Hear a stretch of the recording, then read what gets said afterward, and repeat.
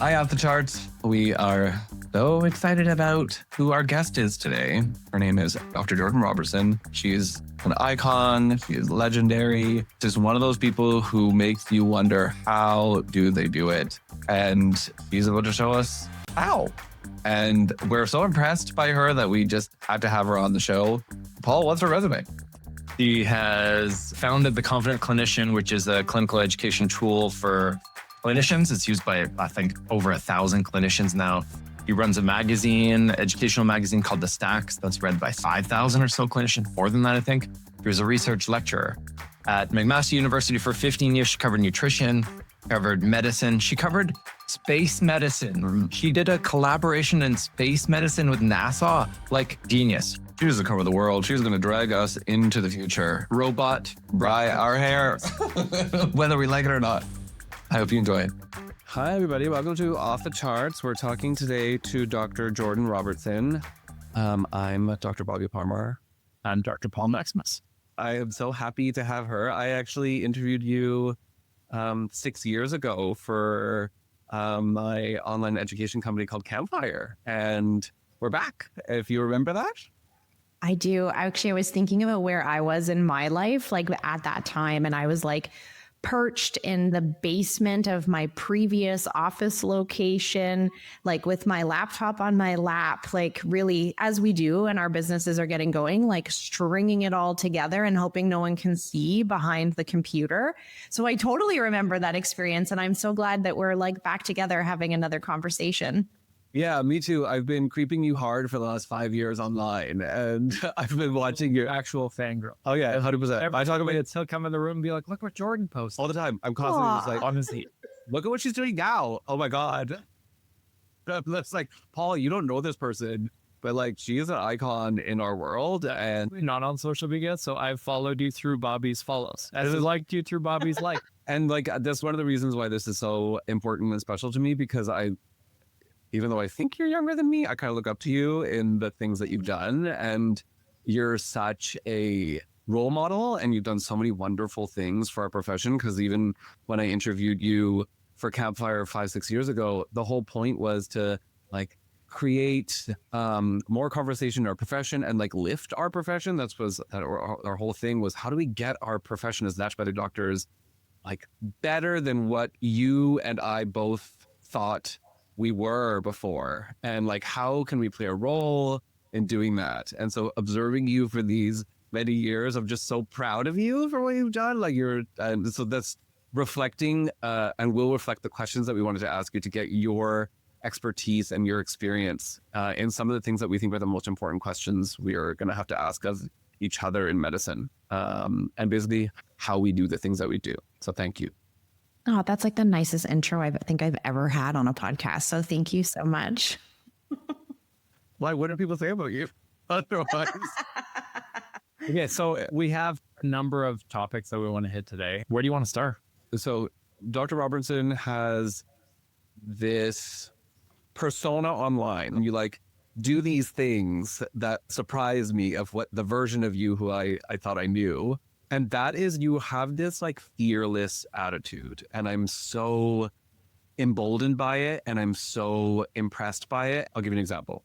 It's the clap back. You're like a clapper backer. If somebody says something, you like will use it as a like teaching moment for our profession and for everybody else. Like, how did you get there?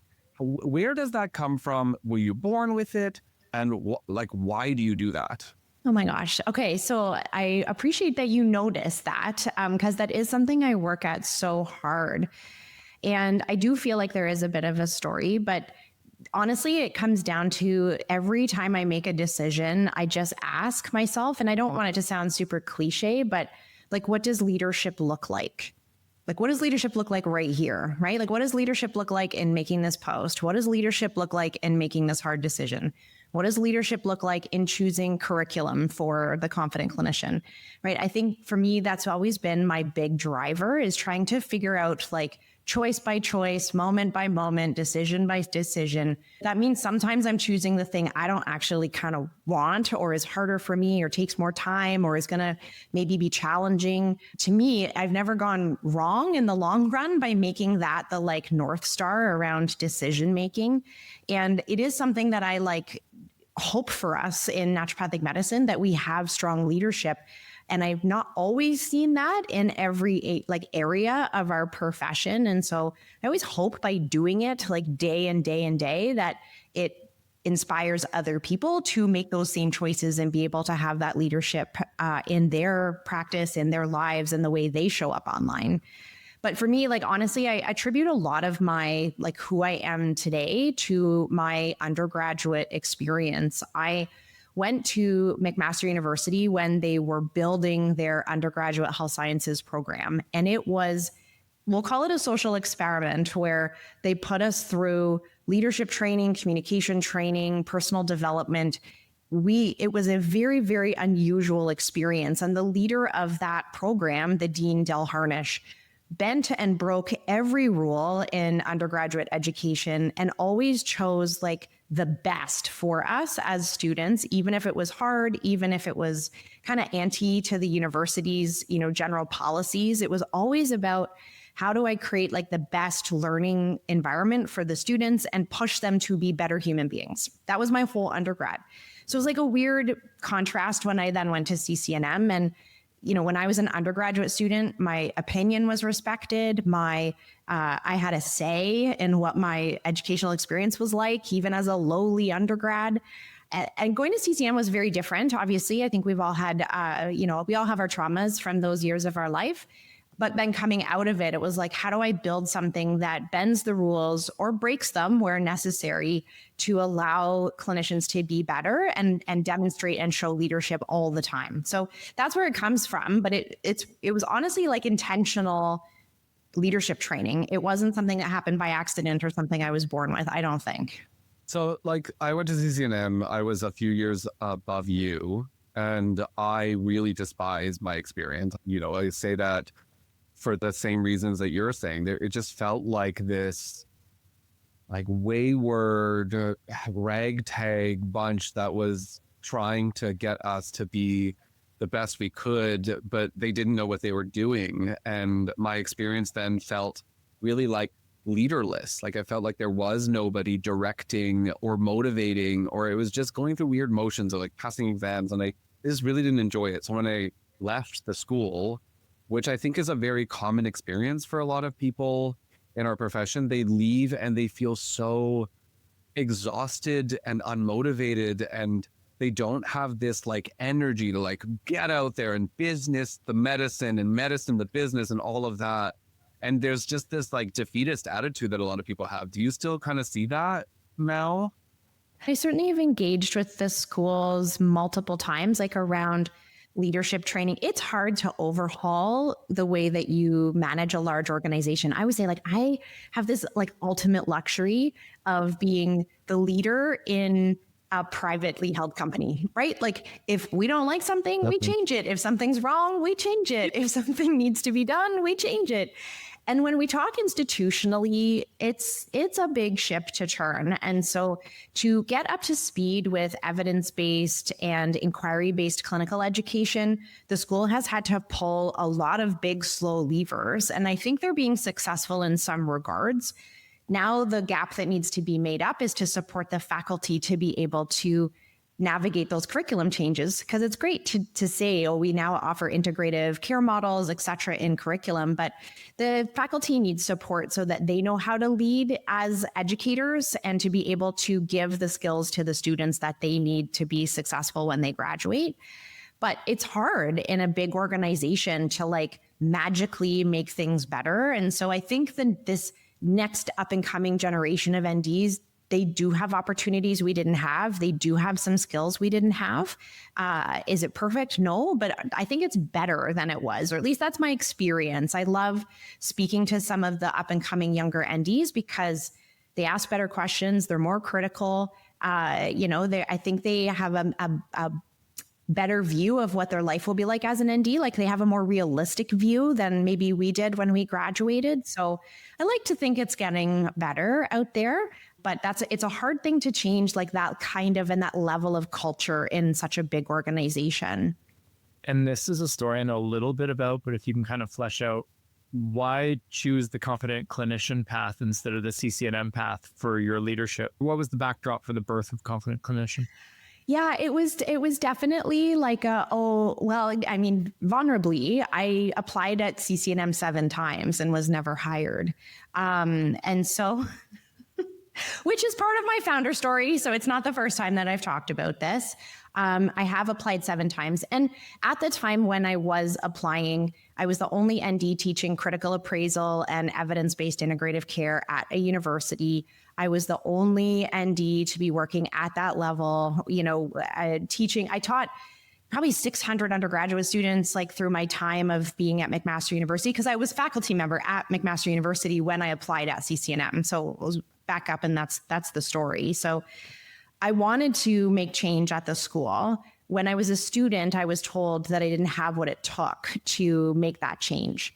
I told them I should be hired because I had this background and this training and this expertise, and they said I didn't have enough experience to work there. So I told them I was going to go to McMaster and build courses for them. And I feel like at that time, they were like, well, good luck to you, like you arrogant student who thinks you know everything. And I did. So I went back to McMaster. I pitched them 2 undergraduate research-based courses on integrative medicine and clinical nutrition. I was hired. I then I taught their team-based inquiry method, which is basically like their personal development, research, and communication courses. I taught those courses for 10 years. I actually facilitated a course with NASA at McMaster on space medicine and the evidence for zero gravity based medicine. This is my resume.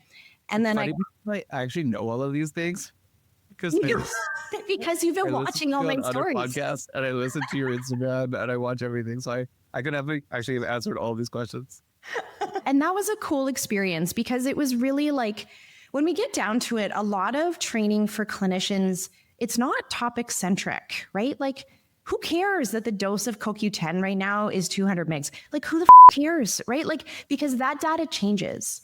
And so what the space medicine on my resume actually shows you is that like good clinician-based facilitation is topic independent, right? Like the skills required to be a good thinker, a good communicator, a good leader, a good group member have nothing to do with what you're actually studying. Those are skills that are need to be endemic across clinical education. I co-taught a course with NASA. I don't know anything about space medicine, and I still kind of don't. But I facilitated a university level course with astronauts on zero medicine or zero gravity medicine because I had the skills to train the facilitators. They had no idea how to run an evidence-based education for the students. They didn't know how to deliver the content to the students. And so I was the liaise between the content and the students for NASA. But I couldn't get hired at CCNM. And that's like, for maybe a million reasons. And maybe I was arrogant and annoying and righteous, right? During that phase of my career, I also had a lot of experience. And so perhaps I was a total asshole and wasn't the right person for that position at that time. I didn't do a residency.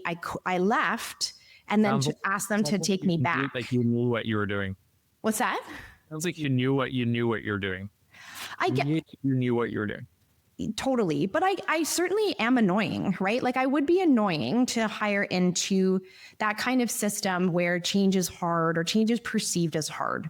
I would have been quite disruptive. And so I totally understand why I maybe wasn't a match at that time. But then Confident Clinician was really born from this idea that if nobody wants me, but I still want this thing to happen, I will build it. And it started with Zoom links and handouts. And I met with 30 clinicians once a month. They paid me $30. That's how it started. And then it has evolved into this massive clinical decision-making platform. We have 800 practitioners in our program. It's a huge thing now, but it was born from I know this needs to exist and I can't seem to do it with anybody else because no one will hire me. So I'll just make it myself.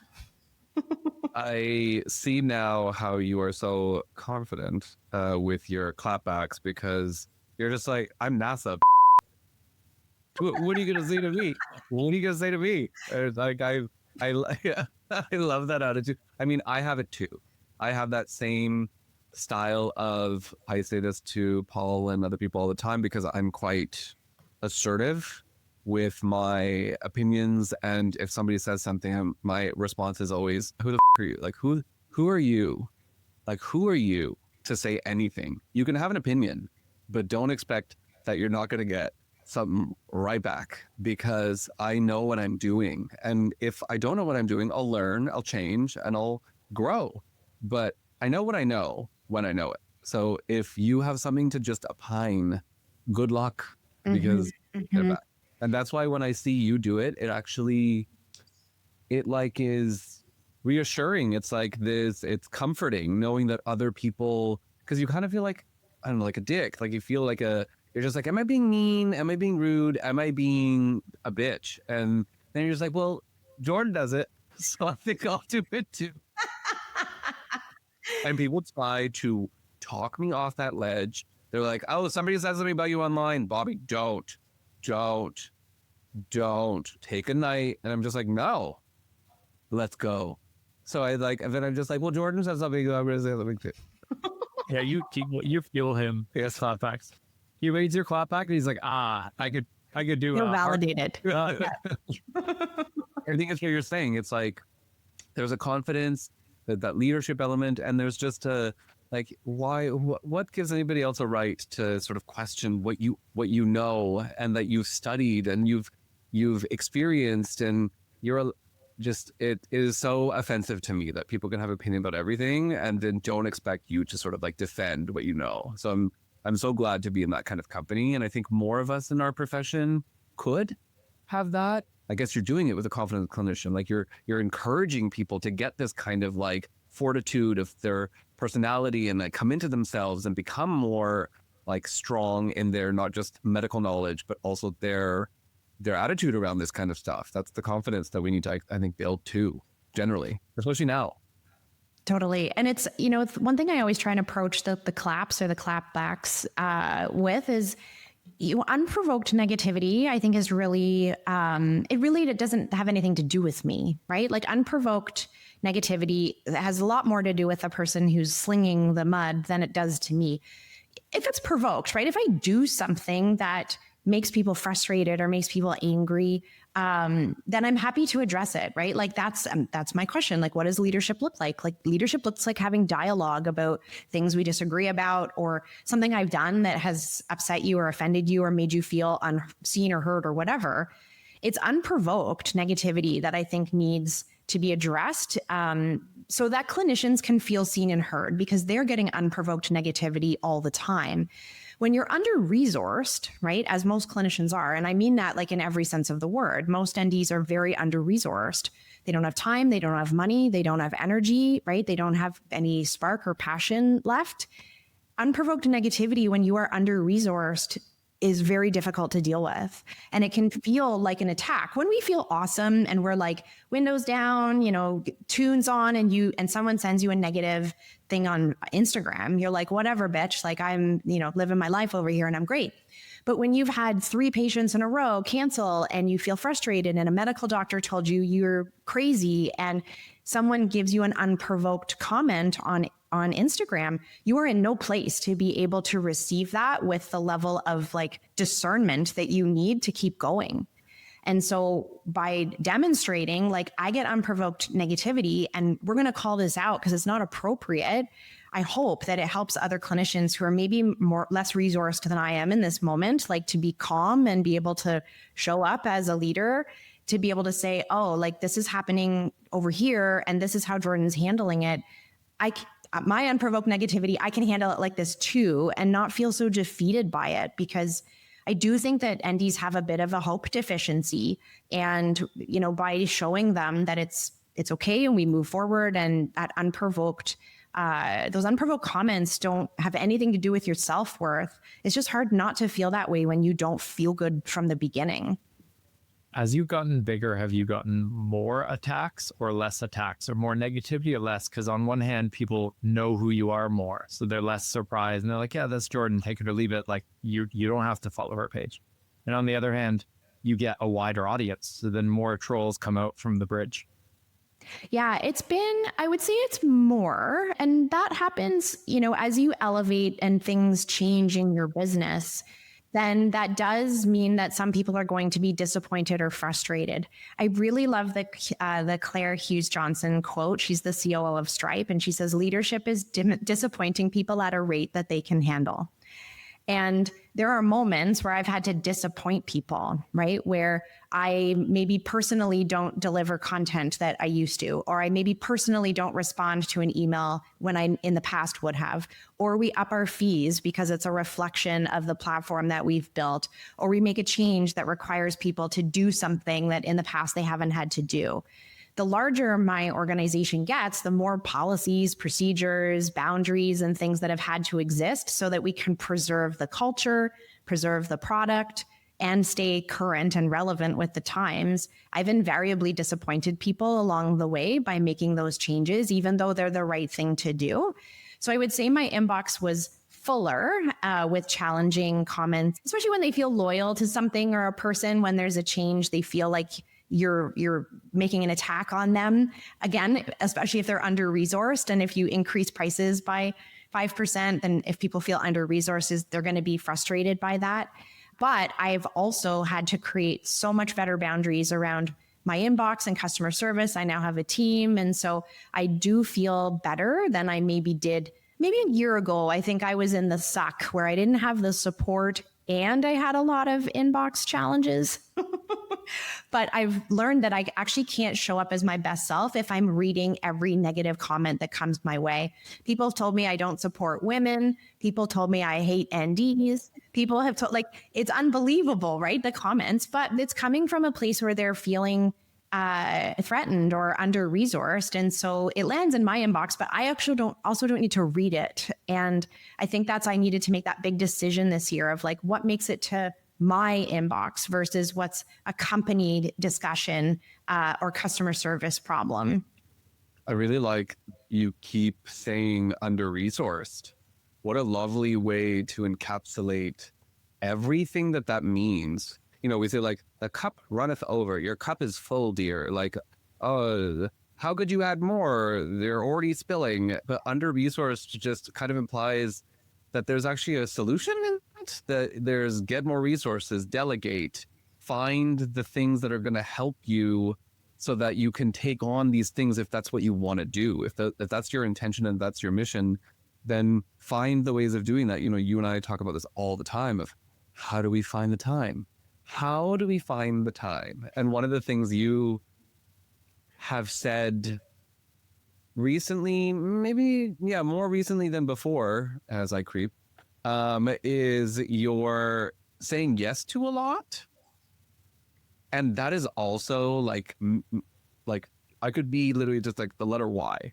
So I literally just say yes to almost everything because I have this desire to take every opportunity and see where it goes. It's this kind of almost like an illness. It's just yes. And I feel like my capacity to struggle is pretty high.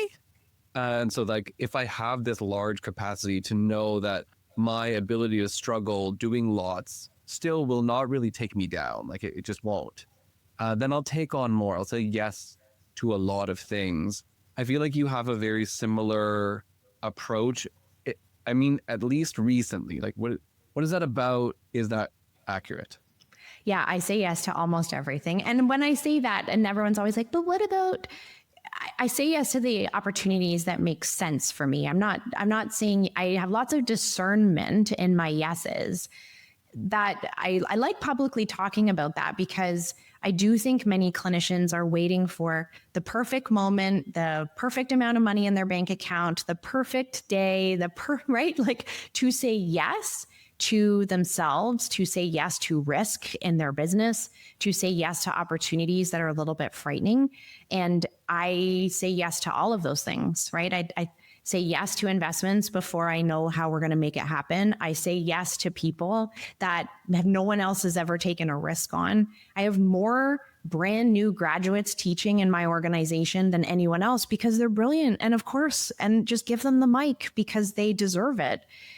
I'm willing to say yes to a lot of things that people will wait for the perfect opportunity to say yes to. That 100% means that sometimes I'm doing a lot of things, and I am a resilient person. So I can have 19 things going on at once and 18 of them are on fire. And I'm like, okay, it's time to go to the gym. So I totally get that like modeling my level and capacity is maybe not realistic for some people. But the idea behind it is that I bet on myself like every single day. And I just want clinicians to do that too. And I think that's what you're doing, Bobby, by saying yes. Like what you're saying is like, I can do this, right? Like you're betting on yourself, and there's no better person to bet on than yourself. That's the best ROI you'll ever have. Yeah, I bet on myself, and having the people around me that believe in that bet too, that help me double down on that bet is so crucial. Because if you didn't have them, you are then this under-resourced person that you're talking about, just being like, how could you possibly cope with the mountain of stress of saying yes to all of these things? You wrote something once that I used to like clap back at people. It's like you were like, yes, I said yes to this blog.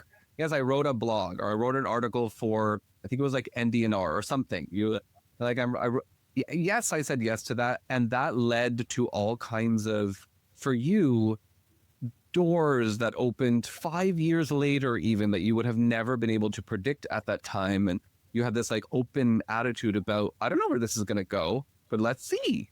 And I also think that's part of it too.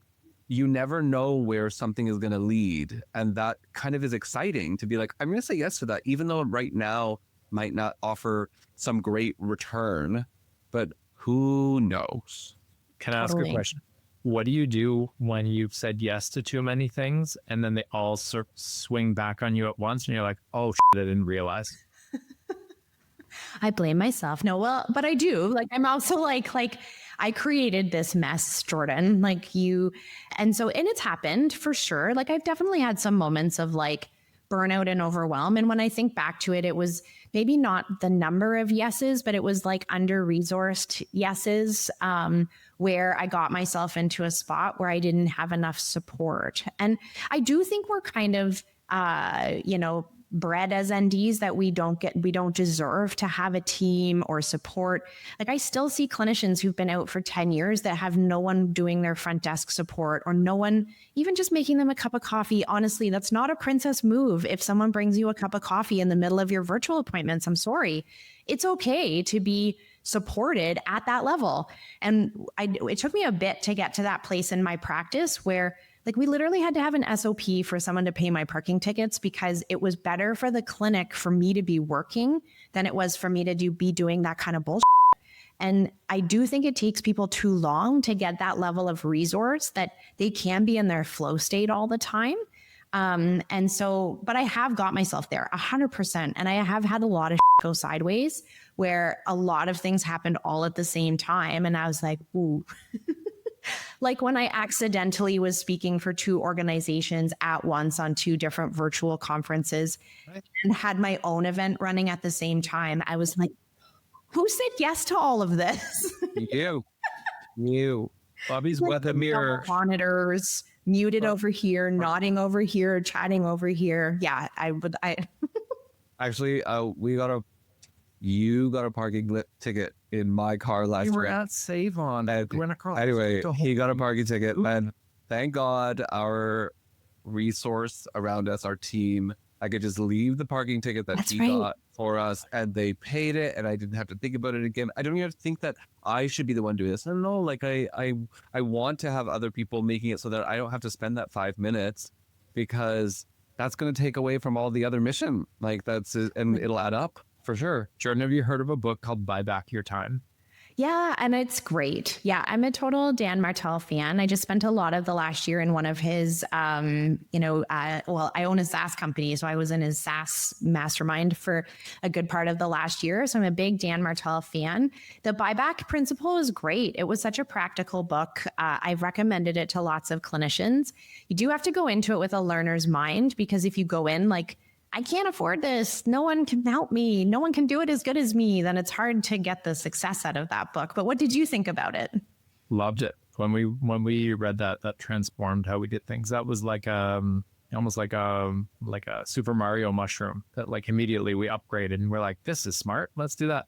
What are some other sort of frameworks that you've come across that have leveled up the way that you structure your days, your organizations, that have kind of like help you organize your systematic thinking? Yeah, that was a big one. I love a lot of Ben Hardy's work on like 10x is easier than 2x. That's a book that he wrote, co-authored with Dan Sullivan. That was another one for me that was a big game changer, because we do always imagine that doubling our, like when we think about like increasing our business, we always just think about increasing the work, right? Like if you were going to 2x your clinic, you're like, oh God, how on earth are we going to see twice as many patients and do twice as many prescriptions and twice as many injections?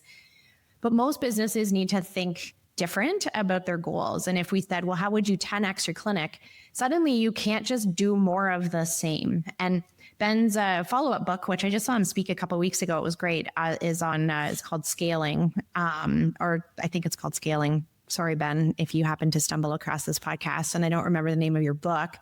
Though the science of scaling, that's what it is. But it's the same idea that if you choose like a really practical, realistic goal, like say we want to double our clinic revenue, your brain already knows how to do that. You'd have to just double the patients. But if you said you wanted to 10x your clinic revenue, suddenly you'd have to get awfully creative for how that happened, right? You'd have to innovate the offer. You'd have to change what you did. You'd have to like really change who you partnered with, who you worked with, passivity, innovation. And so for me, like my goal is to be on the desktop of every naturopathic doctor in North America. If that's the goal, it's not just about growing our membership one by one. It's about partnerships and organization and technology and innovation and API and integration. And suddenly the solution has to be something that you would never do if you kept the goal super small. And that for me right now is where we're headed, right? We're headed in this like 10x kind of scaling vision, because the goal is so big that we have to do it in really innovative ways. That's been a really key learning moment for me over the last year, is like just getting busier always implies we're just doing more of the same. And that's exhausting.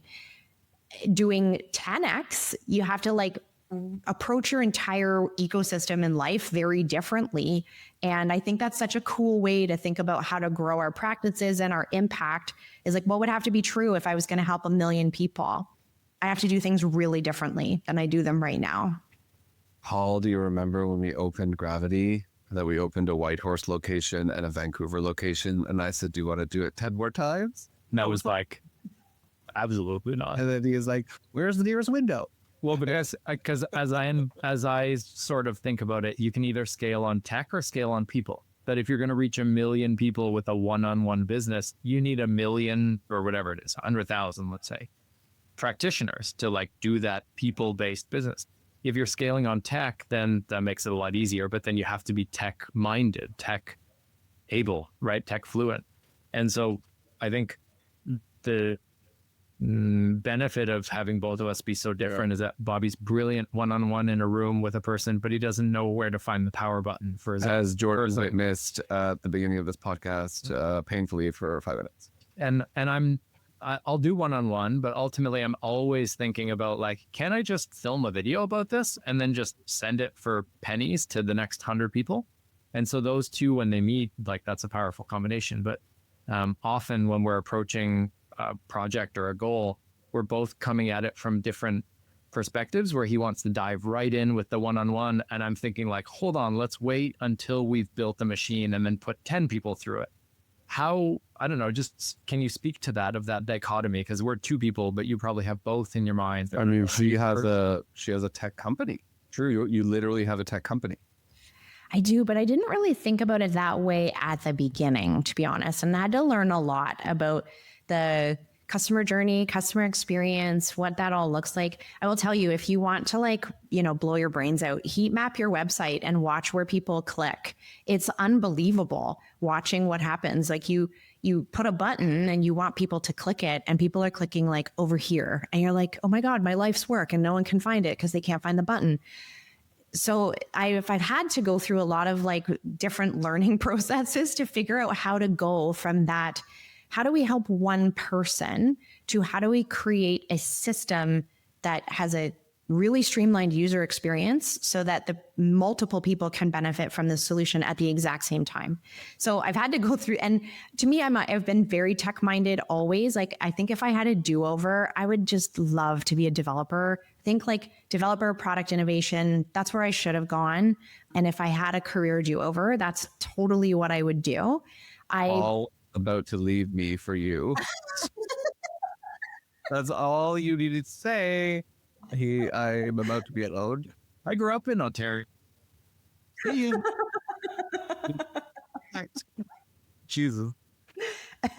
Yeah, and like the untold part of the Confident Clinician story is that like I started that business on a $20 WordPress plugin. Like I teched the entire thing myself on the back end. I built the entire thing. I had a team member who was helping me at the time, but 80% of it fell on me and my YouTubing, the capability to figure out how to launch this business. Now it's very different, right? Like now we have there's a lot going on, and now it's actually exceeded my tech capabilities, thankfully. But trying to manage those two goals is hard, because even on our team, like sometimes we can get really stuck thinking about one person's experience and journey. And not that I don't super care about them and love them, but that individual who's, cat needs to go to the vet, and so they have to miss this call and they'd like their money back. That is not a reflection of what we are delivering on scale. And so I have some team members that will get really concerned or worried about that one person, but then we have to have the balance of people going, whoa. Wait a sec. Like we have to uphold our vision and goals of scale and supporting many clinicians. We cannot direct resources towards this one person with a diabetic cat. We have to direct resources towards the vision, which is helping all naturopathic doctors.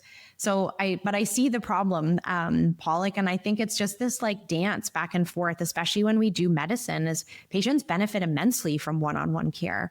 But then how, as a business, do we create sustainability and systems so that we can help people at large, but also create a sustainable place for people to work and for owners to work? Do you think, there's going to be, AI is everywhere. You have an AI company, and that's the whole tech bet, right? That it is, we pay a lot of attention to it. Paul and I watch podcasts and read, and just we're really enmeshed in this whole AI world. And there's this dystopic future that's being presented, and all kinds of crazy, disruptive, societally, completely you should be panicking because the aliens are invading in 3 years, but they're already here. You have an AI company. And what I wanted to know from you as a naturopathic doctor, how do we fit into all of that? Where are we going as a profession? Yeah, it's a good question. And I definitely have had moments where I'm like, oh, everything we do is obsolete ever. I have these fearful moments where I was very fast to adopt AI into our work, but very discerning for how we did it. And I can share what our values were there. But then I went through this long window of oh my God, what I've built is obsolete. And I've come out the other side, actually. And now I think what we have built is incredibly important and it's not obsolete. But it speaks to what I think the capabilities of AI is right now. And then what I think the capabilities of humans are right now. Because AI really for clinical decision-making, let's just start with it there. It can tell you what you don't know very well, right? It honestly comes back to those same leadership qualities that we were talking about at the very beginning. They're related. If you don't know your blind spots, if you don't know your bias, if you don't know what you don't know, AI is not going to help you, right? It's just going to do a still job at integrative medicine research, and it's going to still point you towards the same solutions you've always done. And it's, if anything, it's going to decrease your value and worth to your patients because they can look it up too. So they don't even need you.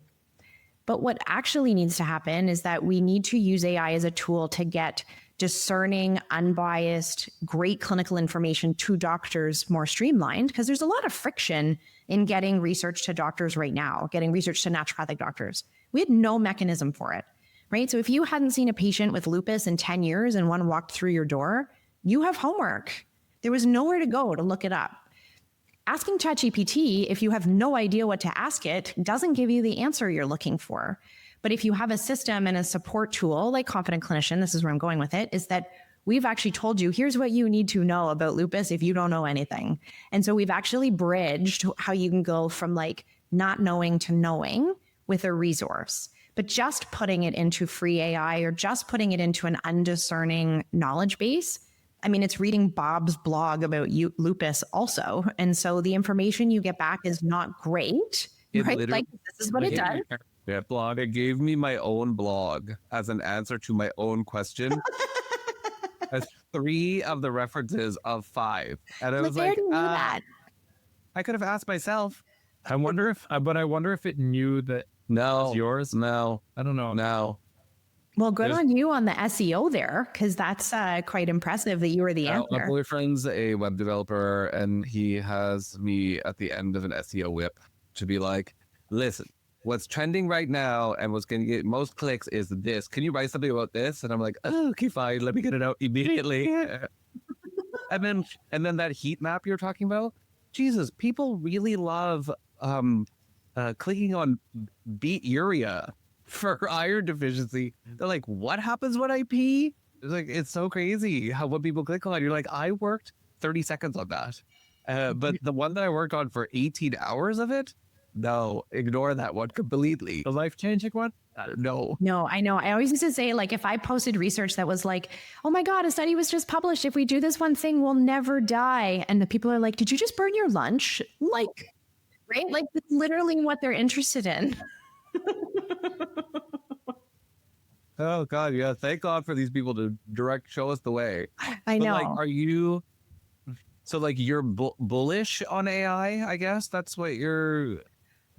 So what I think, and I've been following it too, obviously, is that the next iteration of AI is going to be, and I hope this is the next iteration, but I do think this is where it's going. It's like expertly trained knowledge bases is going to be the next version of AI that we're interested in, right? The internet was sucky before. Now we just have it faster and more confident sounding.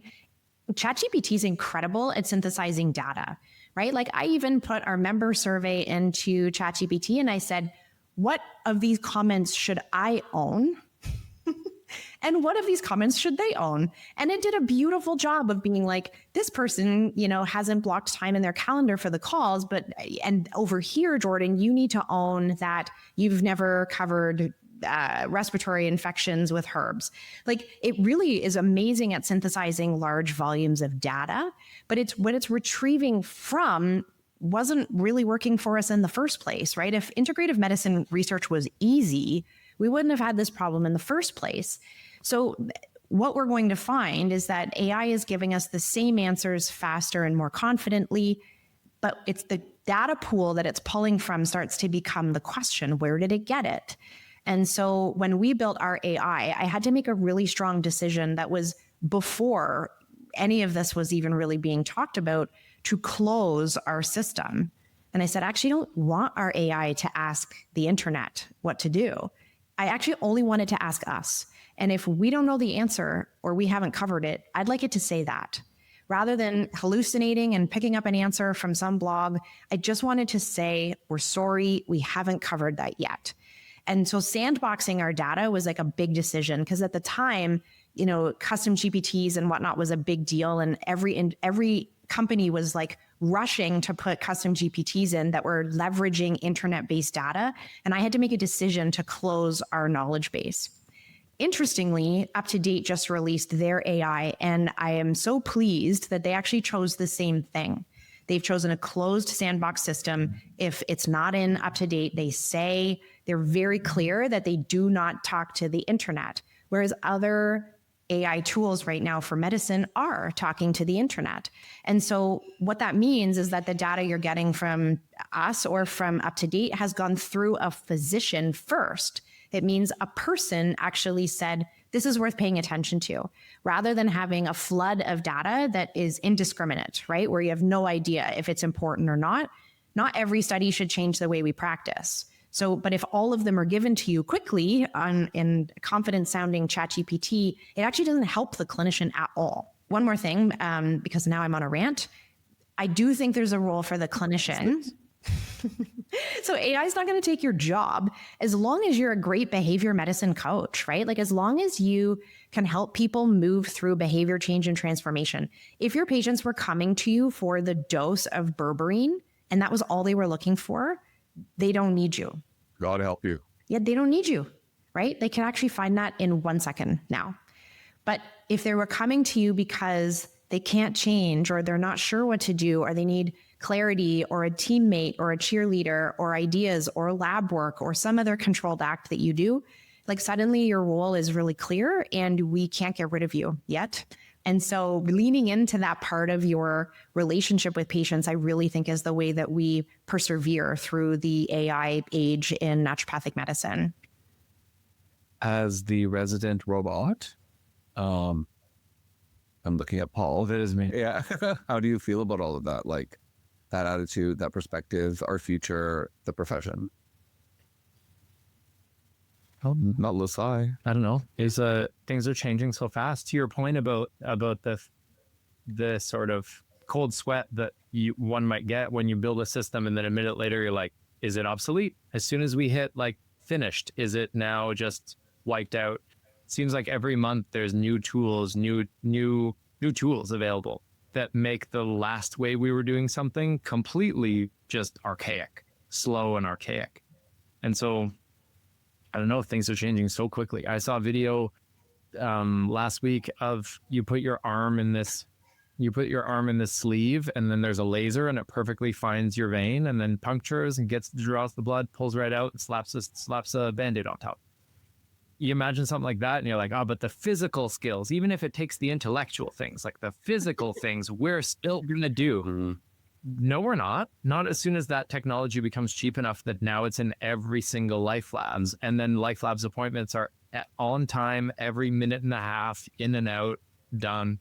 Like, then why are you drawing your blood with a butterfly and missing and like, sorry, I had coffee today or whatever it is? Like, that's gone. I saw a video of somebody getting a haircut and she sat down and this like laser, 3D map of her head. And then it like literally gave her a haircut. It was robot arms going around in circles around her, like lasering, giving her a fade, doing it over. Like, it was amazing. You think that thing can't be repurposed to do Botox? We can do robotic surgeries now. You think that's far away? So like, even when we're protecting ourselves with like, but I'm still needed, I'm doing this physical manual thing, like anything you do repeatedly can and will be automated. Anything. Give it enough of a time perspective. And so it's just like, I see AI coming and you just kind of have to swim faster than the next person and hope that you're all swimming faster than the tsunami that's coming. Because when it comes, like, it's a tsunami. Where are you going to hide? And I wonder like what your gauge is, Jordan, about like what naturopathic doctors are in adopting AI and like what they're saying about the AI embedded in your programs. Like, are they loving it, embracing it? Because a lot of the ones that I'm talking to are just really ostriches. They just really are like, don't even talk to me about that stuff. I'm still busy over here doing other things. I don't have the capacity to take on this AI monster. Yeah, how do you deal with that existential, like, go to work, let's keep building, when like overall is going? Yeah, it's funny. I was at a like leadership conference and right when we were starting to build the AI, and I was sitting around a table and there were some NDs at the table. And I said, I'm about to launch this product, but it's quite innovative and new. When I say I say AI, you say what, right? And like I wanted to gauge like the temperature of what people thought.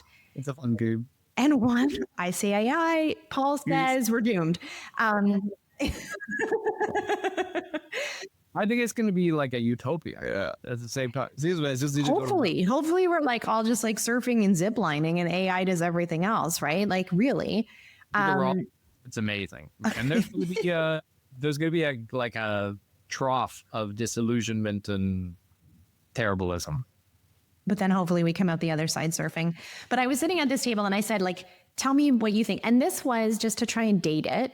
It was a year and a half ago, maybe it was 2 years ago. So not that long ago. Like if I think about the like inception, it's like the Matrix, right? Like watching this all happen. So I first realized that we needed to do AI like in November 2 years ago.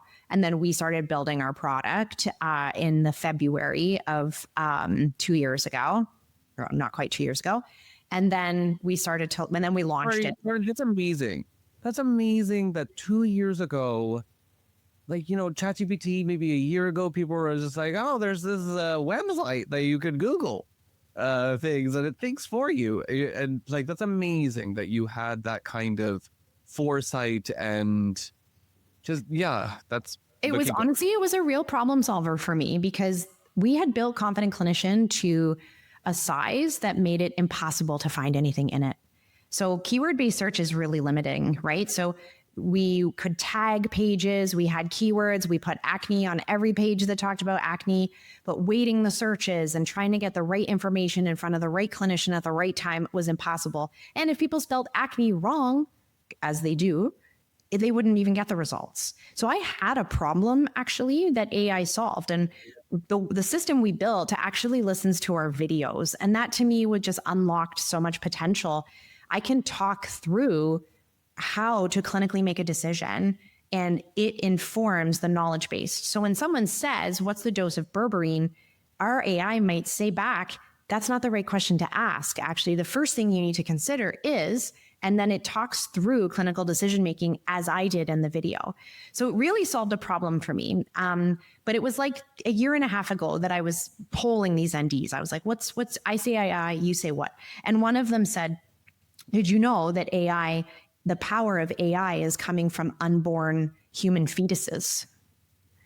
And I was like, oh, and then like, well, like I'm about to launch this product. And like, is this the going feeling about this technology that it's like this conspiratorial it's like, I don't know. I had a moment, right, where I'm like, I just like invested a lot of money in this tech build out. And this person thinks that my tech is going to be powered by unborn fetuses.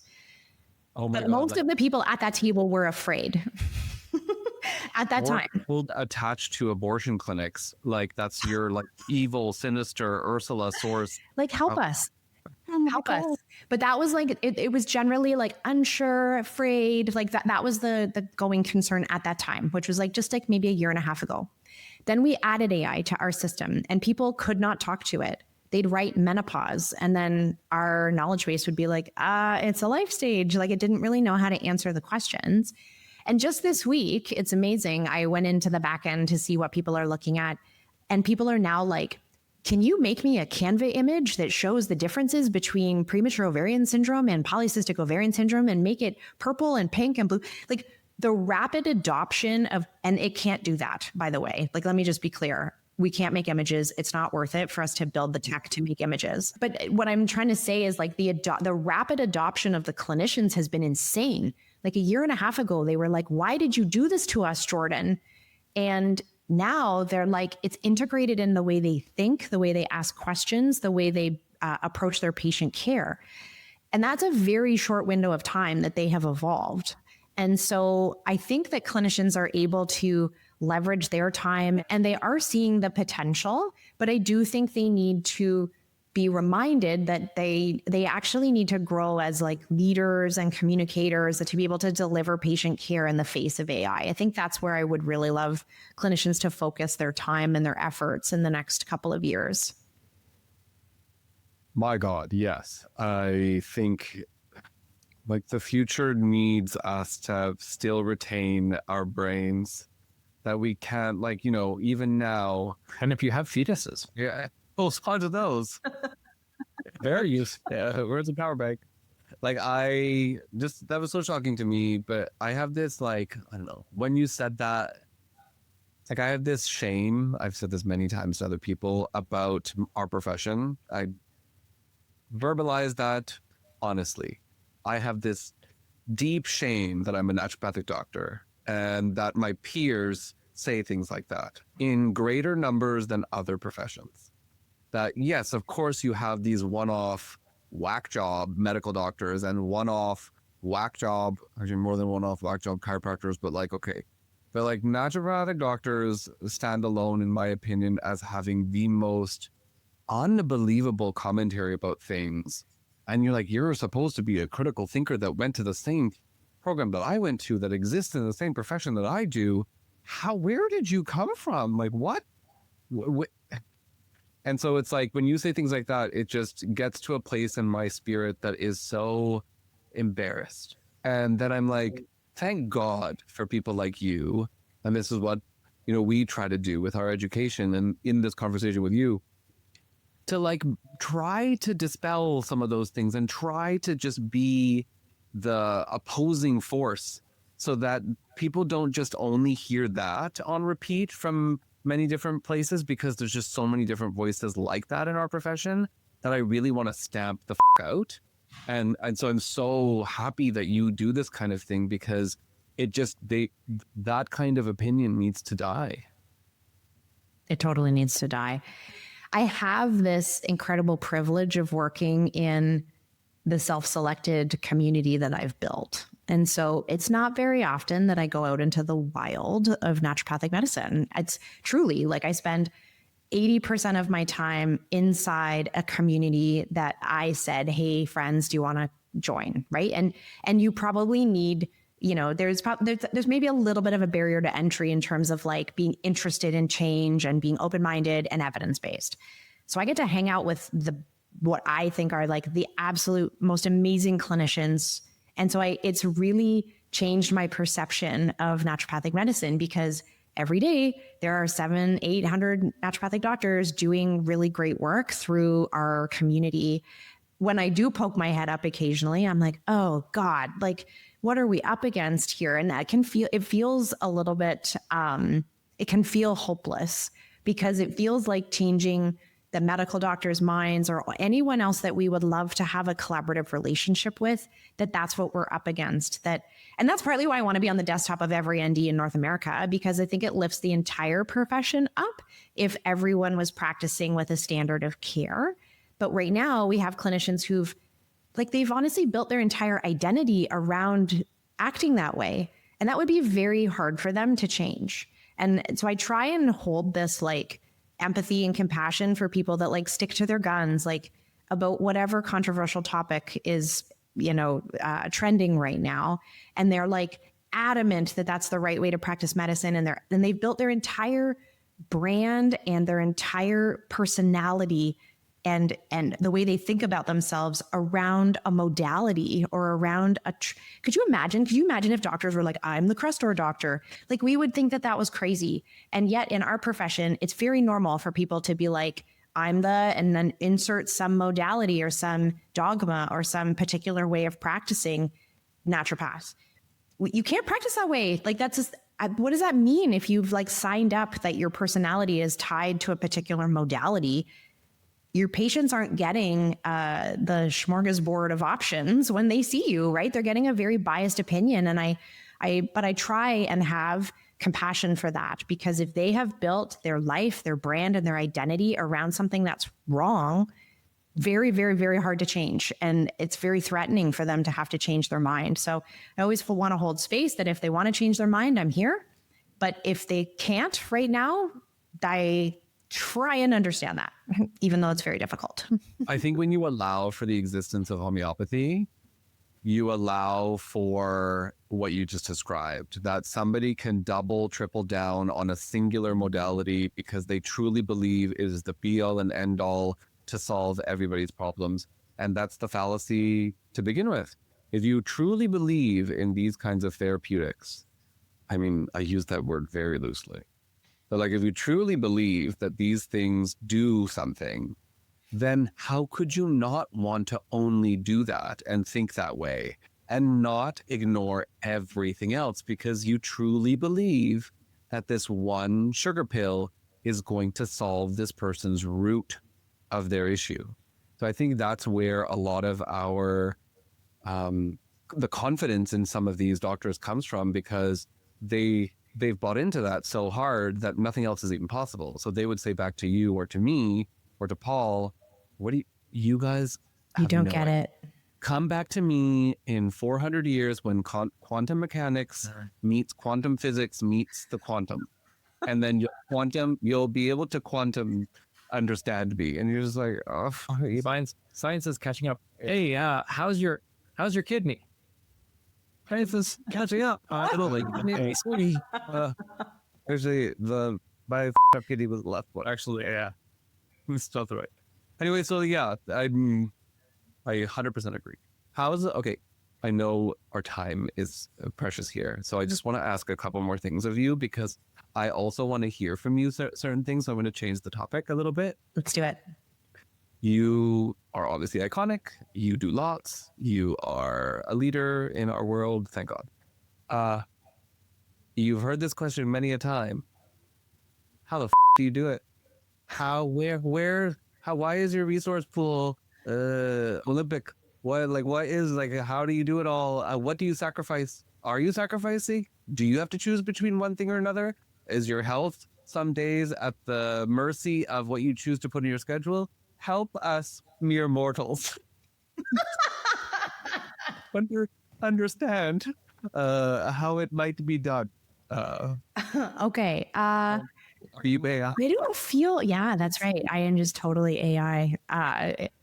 You know what? I don't think I'm sacrificing anything right now. Have there been moments? Probably, right? But I exercise, I go to sleep, I eat pretty decently. Like I don't think, I have lots of time with my family. I work from home with my partner. We spend a lot of time together.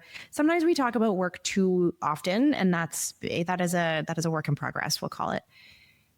To me, that's always been about that, like, how do I gain leverage inside my businesses so that I can be doing more of what I should be doing, right? Like and even before buyback and even before some of these other great business related concepts around, letting the 20% go away and focus on this. And I've kind of always had that approach. I've also bet on myself like in the millions, right? I've bet on myself in the millions, and that has allowed me to build the big thing. You don't get to build the big thing if you won't do that. And so have I had like some sleepless nights over my own betting on my own projects?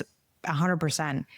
But it's been that, like, what does leadership look like? What do I need to do here to get me leveraged into that next space where I can be doing more of what I need to be doing and taking a lot of risks on myself? Like that's just the relentless piece around it. But I have built support in and around me. Like now I have a team of there's 25 or 30 people that work in my ecosystem at any point in time. I still own my clinic. So I have that whole team and all those people that work there. And then I have the Confident Clinician business separate. So it's mostly about how do I get myself to be in a spot where I'm able to do the magical things that only I can do most of the time, and that letting other people support me with doing the other things. But I am just weirdly resilient. I don't know, my HRV is in the hundreds. I literally don't know. Maybe there is some kind of weird genetic thing that I'm just able to carry the big load. But I think it's from some practices, but there also may just be some luck in there. I don't know. I also have great quads. So maybe just my quads and my resiliency, they came with me out of the womb. I I haven't ever met you in person, so until that happens, I'm gonna believe that you are AI and that I'm speaking AI. to a hologram. I'm only I- 5'4". That's always the big surprising thing when people meet me. I must have big Zoom energy because every time I meet someone, they're like, "Whoa, you're way shorter than we thought." Easy. Yes, Easy. Okay, you had to either. So I think then we know the answer to these rapid fire questions. If you had to either lose 30 minutes of sleep or get one more article read, which would you choose? Ooh. I think Sorry, I would. I think I would lose the sleep. Yeah, I think I would lose the sleep. Okay. Because she's so resilient that she can get away with less sleep and still Or perform. HRB would be 95 the next day. I mean, it might go up. Yeah, probably. Because you're Read that article. about 80, Andy. Okay, and then what if you had to choose between a workout or seeing one more patient? Workout. Okay, what if you had to choose between eating a granola bar while catching up on your emails or getting a full salad and protein lunch, but you didn't touch your email? I'd have to choose the protein lunch and salad, not because I don't like granola bars, but because I actually feel like it's impossible for me to be at inbox 0. So that feels like a fallacy that like, just eat these granola bars and do your inbox, Jordan, and everything will be fine. No, I might as well have the protein salad because my inbox, I actually have a human that does my inbox. Haley, my assistant, is incredible. And for the first time ever, I am like down to 0. But there were times when I was like, 50, 60,000 unread emails in my inbox. And so having, Oh my God. I have some screenshots of my phone where like, you know how your iPhone is like, tells you how many, that it like got so big that it was just like, it didn't even know how to put the number in the little bubble above the mail icon. It was it was a problem. And then I would clear it every once in a while. I would just be like, mark all read. And then 6 months later, there'd be like 47,000 emails in there again. So I would take the salad because I don't believe I can get to inbox 0 on my own. Thank you so much, Dr. Robertson. You are A legend. Yeah, like this Oh, is you guys are honest- great. From the bottom of our hearts, like this is your first guest. You're a delight. You're profound, and I'm so glad you exist in our community. I think it's extremely important that people like you, who think the way you do, drag us forward. Thank you for developing the thick skin that it's taken to get to this point to change the profession at apparently no cost to your nervous system. Yeah. But TBD. Yeah. Oh, you guys are great. I'm so happy to have this conversation. And like, honestly, for me, like the ability to have like these frank, vulnerable, open conversations about what people, I think, get a persona, right? I still get the like, people think I can maybe be unapproachable or have, resting face. And I'm like, have we talked? Like, have we tried? Because I don't think I've approached any conversation with that level of like ego and righteousness in quite some time. Maybe when I applied to CCNM, right, it was a bit of a different story, but I truly just want people to be able to succeed and to be able to get the resources they need to succeed. And I'm so happy to have dialogue. And so having this opportunity for me like goes a long way, because I like telling this story because it shows that what our values are and what our goals are, and that it's totally possible if you bet on yourself and believe in yourself to be able to like, get somewhere cool. And I'm so happy to share the conversation. Thank you for saying yes to us. Although I can see why people think you're intimidating, so I'm just gonna put that out there. Yeah, I'm only 5'4". it doesn't matter. thanks, Jordan. Off the charts. Thank you so much for joining me today. I really had a great time, and I hope you did too. Please share this with a friend or a lot of friends, and leave me a review. It really helps promote this podcast. Thanks so much.